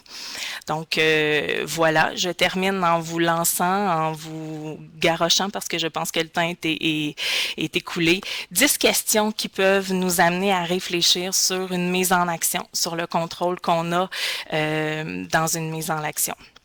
Alors voilà, je m'arrête là-dessus et j'espère que j'ai pas trop débordé. Merci beaucoup, Mme Sirard. Merci beaucoup, Mme Sirard. Non, c'est sûr qu'on va défoncer de quelques minutes, mais je pense que ça vaut la peine si les gens sont intéressés. Je ne sais pas s'il y a beaucoup de questions. J'en vois pas de main levée dans la liste de participants. Et puis, j'en ai vu une là, qui est apparue. C'est plutôt peut-être une demande d'approfondissement. On dit que tenter de convaincre quelqu'un qu'il est capable n'a pas d'incidence dans la présentation de Mme Sirard. Est-ce que vous voulez revenir sur ce propos-là? Oui, il n'y a aucun problème. En fait, ce sont des paroles citées par Steve Bissonnette que j'ai ramenées dans ma présentation. Je trouvais que ça nous permettait de poser un regard sur notre réflexe correcteur. Souvent, quand une personne va être dans une situation où elle a l'impression de ne pas avoir d'emprise, ce qu'on va faire, nous, comme intervention, c'est d'essayer de lui dire « Oui, oui, tu es capable, vas-y, essaye au moins ». Mais la personne est freinée sans doute par d'autres éléments, comme ne pas savoir comment faire. Alors, avec une question plus ouverte que la tentative de convaincre, du genre, qu'est-ce que tu comprends jusqu'à maintenant? Et qu'est-ce que ça pourrait être la première chose que tu pourrais faire? Ça redonne du contrôle à la personne plutôt que d'essayer de lui faire miroiter une perception de capacité dont elle n'est pas convaincue elle-même. Est-ce que c'est plus clair? Pour moi, ça l'apparaît, oui. Peut-être que les gens qui ont posé la question pourront Pour moi, ça l'apparaît, oui. Peut-être que les gens qui ont posé la question pourront répondre. Merci, c'est très bien qu'on me dit. Plus je vous écoute, plus je vois de liens entre le growth mindset et la résilience, souvent évoquée comme une des dimensions de l'intelligence.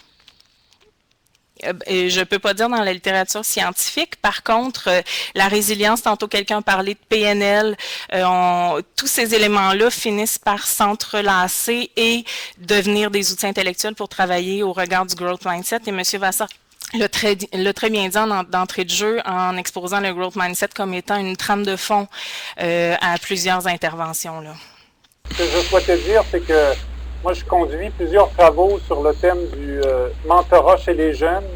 En anglais, on parle de youth mentoring, qui ressemble beaucoup au programme, par exemple, Grand Frère, Grande Sœur. Et il y a tout un mouvement actuel pour former les bénévoles adultes au growth mindset. Autrement dit, ils sont exposés à des jeunes qui vivent la résilience parce qu'ils proviennent de familles où le contexte socio-économique de pauvreté, d'éducation est très, très difficile. Et donc, avec le mentorat, c'est vu comme une stratégie de résilience. Et un objet de formation centrale, c'est d'enseigner à ces adultes bénévoles-là la culture du growth mindset. Donc, oui, c'est très, très relié à la notion de résilience. D'accord, merci beaucoup. Je vois que le temps file. Vous avez, tout au long de vos présentations, il y en a plusieurs qui ont énoncé des ressources, des références, et c'est possible de simplement les écrire peut-être dans le clavardage, les noms des auteurs ou des références. Nous, on pourra ramasser tout ça puis pouvoir les déposer sur notre site éventuellement. Bon, donc nous allons passer à notre dernier présentateur, M. Jacques Cool. On a prévu une dizaine de minutes pour votre présentation, puis ça serait le fun de se garder quelques minutes pour des questions finales par la suite. Donc, on sait qu'on avait annoncé qu'on terminait à 11h30, mais en espérant que vous puissiez terminer le webinaire avec nous. Donc, M. Cool, qui est responsable de Cadre 21, je vous invite à dire un mot, dans le fond, sur votre intérêt pour le growth. Oui, merci. Bonjour tout le monde. Merci de me donner la chance de partager quelques réflexions avec vous. Je travaille au CAD 21 et dans cet acronyme de CAD 21, le D représente le développement professionnel. Et c'est essentiellement dans cette perspective-là que je trouvais que le sujet, la conversation de ce matin me rejoignait parce que l'initiative vise une valorisation et une reconnaissance du développement professionnel. On parle essentiellement de formation continue des enseignants de tous les ordres et une formation continue qui aurait cette reconnaissance-là complémentaire à des mécanismes déjà existants en termes d'études, de certification, etc. Donc, c'est quelque chose de nouveau, mais je vais plutôt porter mon commentaire ici dans un regard un peu plus systémique sur le développement professionnel des enseignants. Et c'est pour ça que j'ai intitulé ma partie « L'enseignant apprenant » dans une telle perspective de growth mindset. Quelques constats au départ.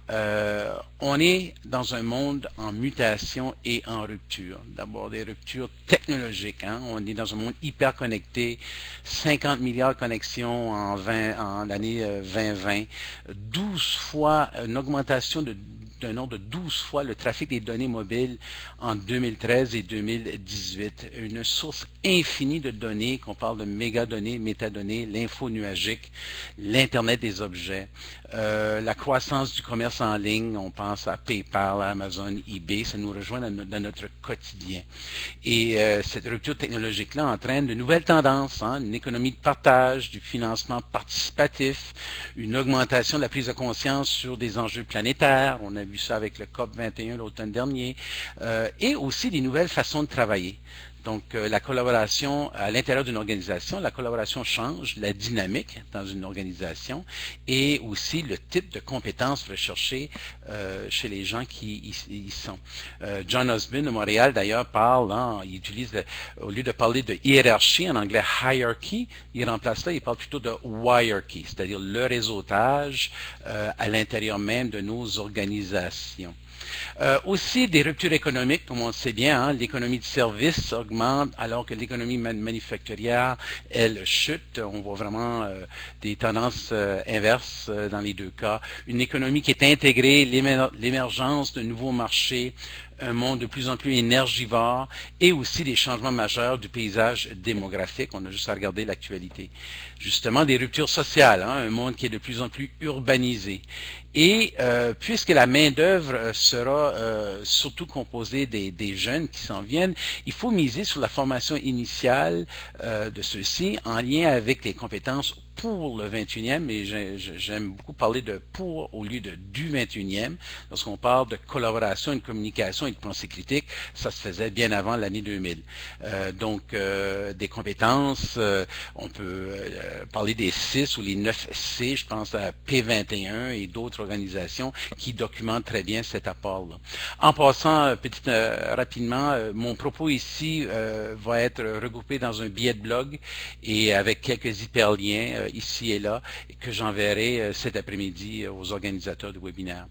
Une nouvelle réalité, hein, on sait aujourd'hui que 2 emplois sur 3, ou à peu près 65%, qu'occuperont nos jeunes, mais ils n'existent pas encore. Regardez par exemple le merveilleux SlideShare du groupe français Les Propulseurs des métiers de demain, où on s'amuse à trouver des noms tout à fait intéressants sur des métiers qui risquent de surgir dans le paysage.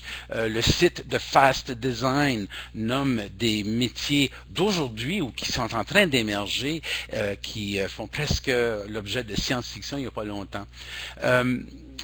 Il y a un livre que j'ai beaucoup aimé qui s'appelle The Second Machine Age par les auteurs Brynjolfsson et McAfee.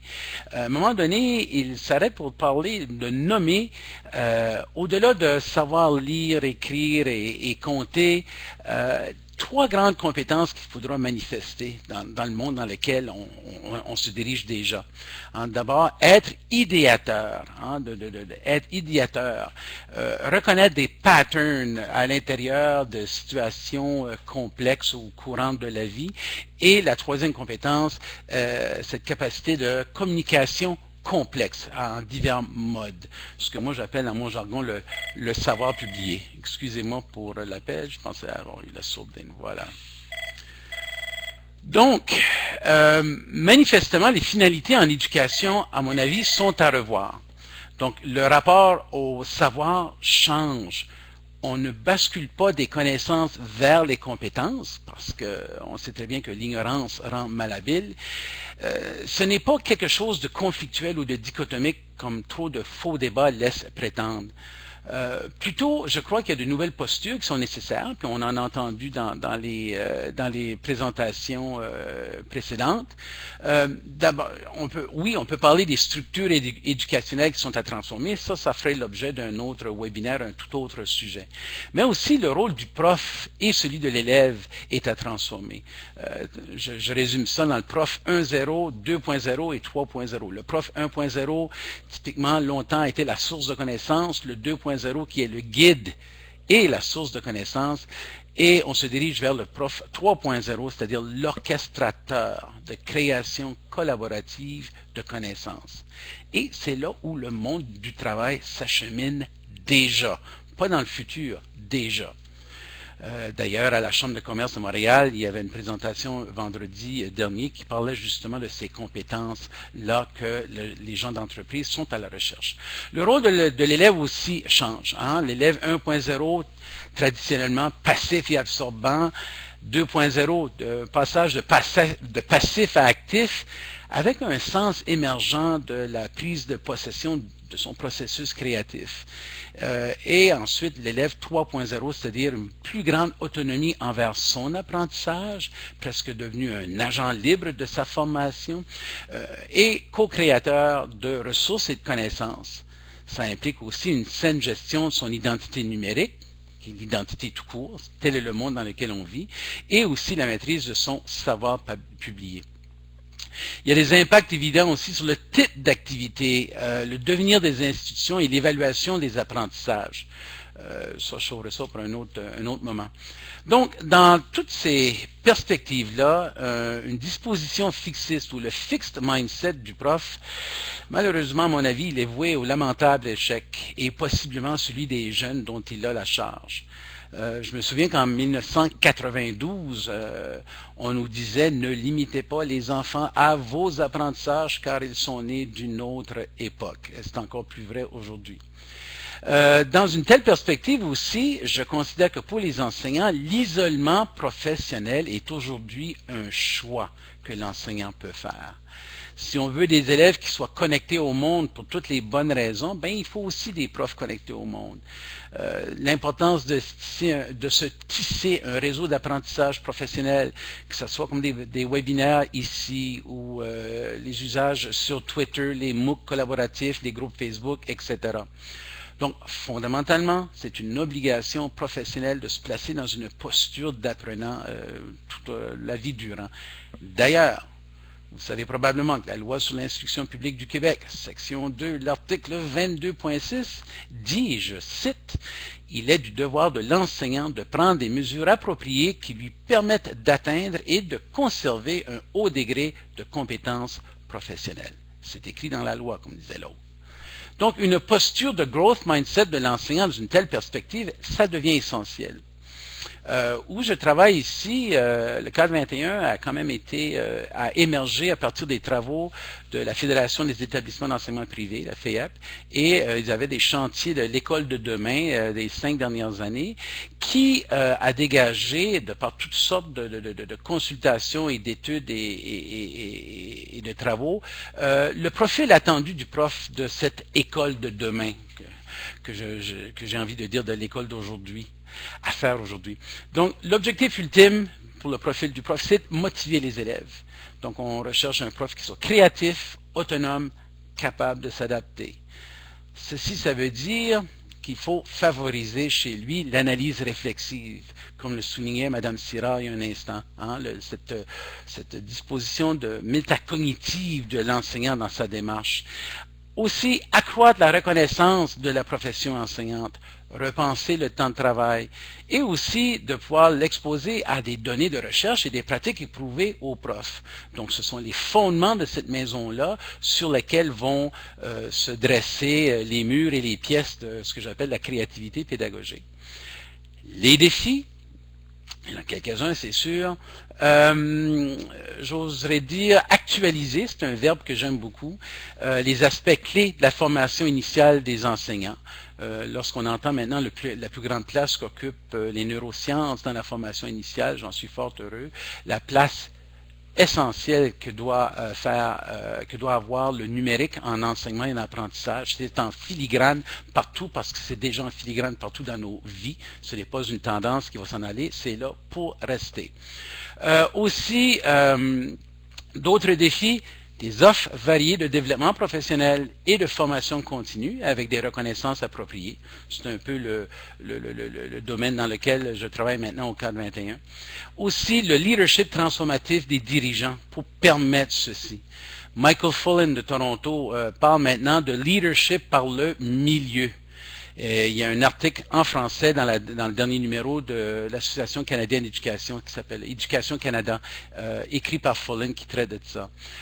J'aime aussi cette phrase clé qui dit « Also think inside the box ». J'étais avant-hier dans un collège à Drummondville et de voir comment est-ce que les enseignants et leurs dirigeants, à l'intérieur des contraintes systémiques dans lesquelles ils opèrent, autant organisationnelles que physiques, arrivaient à faire des innovations et de se placer dans cette posture-là de croissance pour toutes les bonnes raisons. Et ne pas attendre qu'un jour, on va pouvoir faire tabula rasa puis bâtir quelque chose de toute pièce. Un autre défi, la nécessité d'un réseautage ouvert et grandissant dans les communautés d'intérêt pour les profs, les enseignants. Qu'on pense au CAP, les communautés d'apprentissage professionnel. Regardez juste sur Twitter avec les mots-clics, hein, hashtag USPPP, hashtag EduProf, hashtag 421, hashtag EduQC. Ce sont justement de ces regroupements organiques, naturels de gens qui ont envie justement de discuter, de débattre et d'apprendre avec d'autres. Apprendre avec d'autres, c'est aussi le défi d'assurer la qualité et l'efficience de l'accompagnement professionnel en milieu. Hein, le travail des conseillers pédagogiques et Annick nous en donnait un bel exemple il y a un instant. Moi, en conclusion, j'aimerais dire que je reviens à la vidéo TED de Mme Dweck qu'on avait sur le site qui annonçait le webinaire. À partir de la 4e minute, quand Carol Dweck parle de l'importance du praise, to praise the learner. Hein, donc, mon praise, je le traduis par valoriser. Chez l'élève en growth mindset, ben, c'est exactement la même chose pour l'enseignant qui est en posture de formation continue. Cette valorisation-là de son développement professionnel, pour moi, elle est primordiale. Donc, la valorisation de la profession enseignante, c'est quand l'enseignant apprenant peut s'engager avec confiance et avec un appui aidant dans une démarche de croissance professionnelle à la lumière des nouveaux enjeux du monde en mutation profonde et à ce moment-là, tout devient possible. En anglais, le mot fail, F-A-I-L, vous savez ce que ça veut dire? Ce que ça devrait représenter, ben, c'est First Attempt in Learning. Je termine en citant Charles Hadji, qui dit que le succès d'une innovation en éducation, bon, dans ce cas-ci, on peut parler de développement professionnel dans une perspective de growth mindset, ben, le succès de cette innovation-là se mesure d'abord et avant tout par le succès de l'élève. Merci. Merci beaucoup, Monsieur Cool, pour votre rapport, votre vision globale, dans le fond, qui ne relève pas d'un ordre d'enseignement particulier, mais quelque chose de plus méta. Donc, je ne sais pas s'il y a des gens qui auraient envie de poser des questions à nos panélistes ou si peut-être que je peux vous demander un mot de la fin, peut-être pas nécessairement un acronyme FAIL comme Monsieur Cool, mais si vous avez une phrase à léguer avant de partir. Puis en même temps, il y a des gens qui ont demandé depuis le début, est-ce qu'il y a une façon de traduire Growth Mindset en français? Je vous en ai donné des définitions, mais je ne sais pas si vous avez un mot ou un mot-clic, Monsieur Cool, pour pouvoir retrouver des gens qui s'intéressent à ça sur la toile ou ailleurs. Donc, si vous avez le goût de nous donner une petite phrase de conclusion à propos du Growth Mindset. Je vous dirais que moi, est-ce que vous m'entendez? J'ai insisté beaucoup sur les applications dans la relation étudiant-professeur, mais je pense que le growth mindset, c'est une disposition qu'on doit cultiver soi-même dans toutes nos interactions, que ce soit dans l'éducation de nos enfants, que ce soit dans les interactions avec nos collègues, que ce soit dans nos méthodes d'évaluation, d'enseignement, de suivi, d'accompagnement. Moi, je travaille beaucoup sur le mentorat et puis je pense que le growth mindset est un concept central dans la formation des futurs mentors. Et ça ne doit pas être exclusif au suivi de l'apprentissage. Je pense que ça doit transpercer dans l'ensemble de nos interactions. Et d'ailleurs, Mme Dweck, dans ses recensions d'écrits, applique le concept aussi à l'intimidation, les réalités sociales, là, et le growth mindset fait aussi partie d'un mécanisme explicatif de la prévention de l'intimidation. Donc, en espérant que le webinaire aura pu contribuer à l'instauration de cette disposition-là chez tous. Merci beaucoup, M. Larose. J'ai envie de paraphraser Pierre Demers, en stage 4 à l'Université de Sherbrooke, il y a de ça quelques années déjà. Je l'ai entendu dire qu'il ne faut jamais sous-estimer l'influence qu'on peut avoir sur les autres. Et ça m'a suivi depuis tout ce temps-là. Et nécessairement, s'il ne faut pas sous-estimer l'influence qu'on peut avoir sur les autres, il s'agit d'alimenter nos outils pour avoir une influence profitable. Donc, de s'inscrire dans un growth mindset. Merci. Ben, c'est un peu dans la même foulée pour paraphraser Annick qui paraphrasait M. Demers, et je voudrais aussi paraphraser M. Larose aussi, que finalement, et c'est toute cette dimension sociale-là du growth mindset que je trouve fort intéressant. On voit quelque chose, on le voit de façon très intrinsèque, ça a été très bien exposé, mais on réalise rapidement la dimension sociale de ceci. Et cette phrase clé qu'une enseignante m'a dit en début de carrière, qui dit, vous savez, on n'enseigne pas juste ce que l'on sait, mais surtout qui on est. Et ça m'a toujours accompagné tout au long de ma carrière.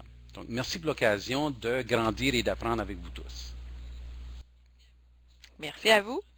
Donc, je veux remercier nos 4 panélistes pour cette bel échange-là, en espérant que le webinaire circule. On vous invite à le faire circuler. Comme on vous a dit, il est enregistré. Le temps qu'on fasse le montage et qu'on le dépose sur notre site, ça devrait prendre environ 2 semaines. Mais par la suite, on vous invite à le revoir pour ceux qui aimeraient aller plus loin dans aller revoir les présentations des panélistes, le diffuser dans votre milieu, l'écouter avec votre équipe. On va pouvoir mettre de la chair autour de l'os sur notre site. On mettra les présentations PowerPoint de nos panélistes. On mettra les références bibliographiques qu'ils nous ont données.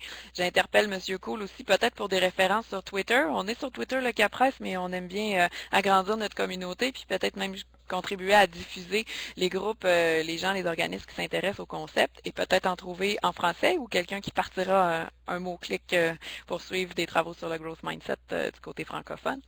Donc, je vous remercie énormément d'avoir participé à notre webinaire aujourd'hui pour illustrer, dans le fond, un concept nouveau parce qu'il est nommé ainsi, mais quand même pas nouveau parce que je pense que tout le monde est conscient qu'il y a une bonne part qui revient à l'étudiant, à ses ressources et à la façon de l'encadrer, de le motiver, de lui faire croire en ses capacités. Donc, ça a été une belle façon d'illustrer les propos de l'axe 1 de notre dossier de M. Vasseur.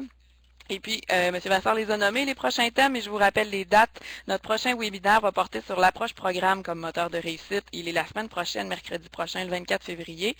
Ensuite, les stratégies pédagogiques favorisant la réussite, par où commencer? C'est notre webinaire du 9 mars. Ensuite, on va aller au mois de mai pour les actions institutionnelles pour la réussite, comment en faire un succès le 17 mai.